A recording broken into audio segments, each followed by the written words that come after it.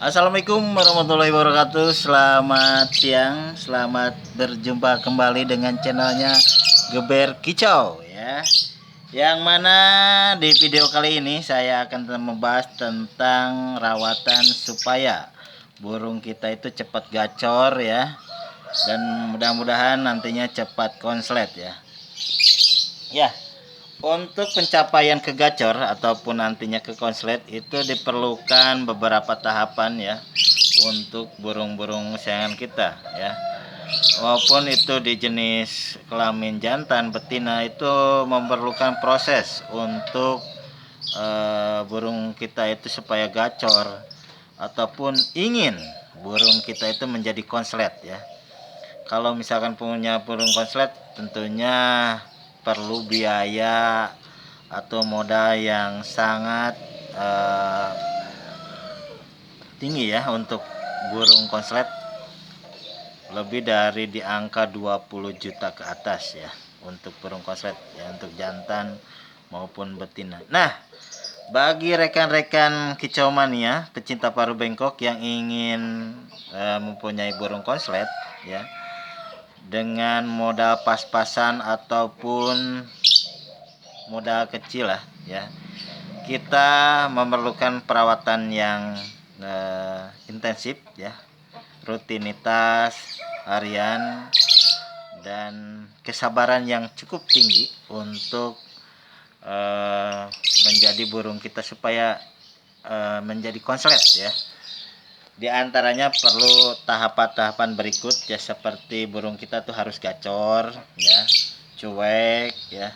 Selain gacor juga harus cuek ya, dimanapun itu kita gantang ataupun burung kita harus cuek ya, tidak takut sama orang, kendaraan. Nah, di sini saya akan membahas gimana caranya burung kita supaya cuek dan gacor ya, dari bahan dari nol. Misalkan kita beli omyokan, nah step by stepnya yaitu kita harus merawat burung itu rutinitas, bisa dijajar atau nanti dipentol. Misalkan burung kita tuh kan tahu ya, lovebird itu dasarnya itu berkoloni ya, jadi di koloni bergerombol, koloni itu bergelombol ya. Nanti kita pisah, pentolin satu persatu, nanti lihat reaksinya, dan nanti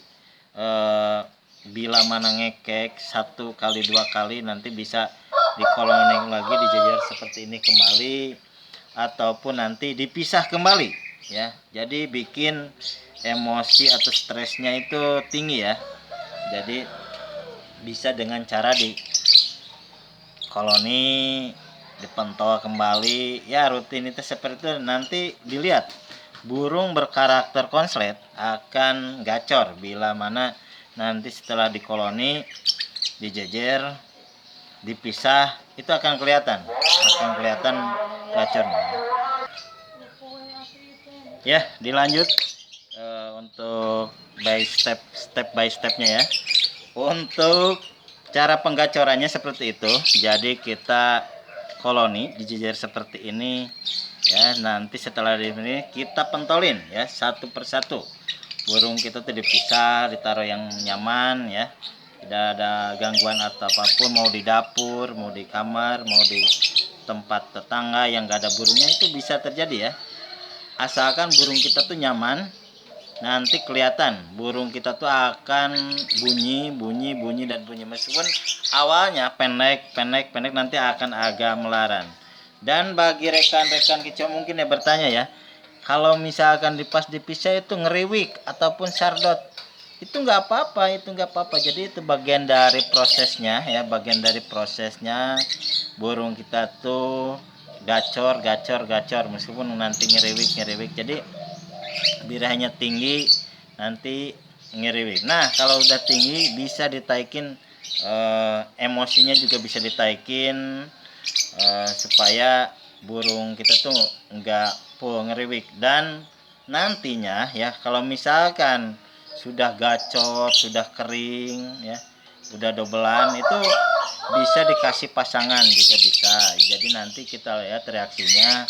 Kalau misalkan kita main jantan ya, kita coba dalam 1 minggu 2 minggu kita satuin burung kita tuh supaya nyaman dulu. Jangan sampai baru disatuin 1 hari 2 hari udah burung kita tuh udah dipisah kembali. Jangan. Usahakan kalau misalkan kita kasih jodohan ya, pasangan itu jangan dulu dipisah-pisah, bikin dia nyaman dulu ya selama 1 minggu atau 2 minggu ya. Jadi saya sarankan kepada pecinta paruh benggot yang ingin mempunyai burung konslet, jadi kalau misalkan sudah dikasih pasangan itu jangan dulu dipisah ya, jelang waktu 1 minggu atau 2 minggu. Jadi usahakan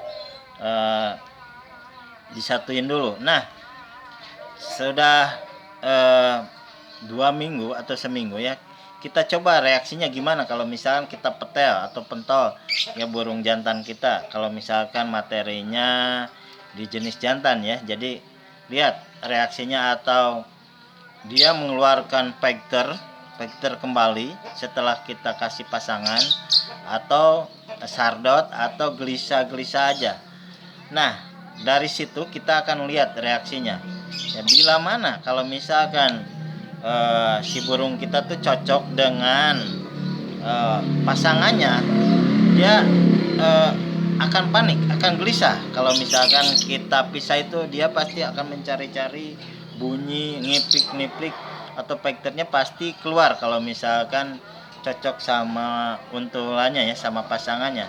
Nah, kalau misalkan kebunyi berarti kemungkinan besar itu cocok ya dengan untulannya. Nah, lovebird seperti itu bisa diproses menuju konslet menurut saya ya, menurut saya pribadi. Jadi kalau misalkan burung kita itu sudah dikasih pasangan, dipisah mau bunyi, itu menurut saya udah bagus. Walaupun misalkan ngiplik dulu, nantinya kesananya bunyi atau kesana sardot, nanti itu bisa dipoles ya, bisa dijadikan bahan materi untuk konslet ya. Jadi bagi rekan-rekan misalkan punya burung dipisah, kok dipisah cuman bunyinya ngiplik dulu, nggak apa-apa, itu bagian dari proses tahapannya gitu. Jadi kalau misalkan punya dasarnya materinya udah bagus, udah enak, jadi kalau misalnya dipisah pasti nanti akan bunyi kenagen, duduk, ngekek dengan durasi yang upnya keluar ya. Misalkan durasinya 1 menit ataupun 30 detik itu udah bagus menurut saya di lapangan misalkan itu. Soalnya nantinya kalau misalkan dipisah itu nanti lama kelamaan menurut saya ditinggal sama pasangannya itu malah bagus ya.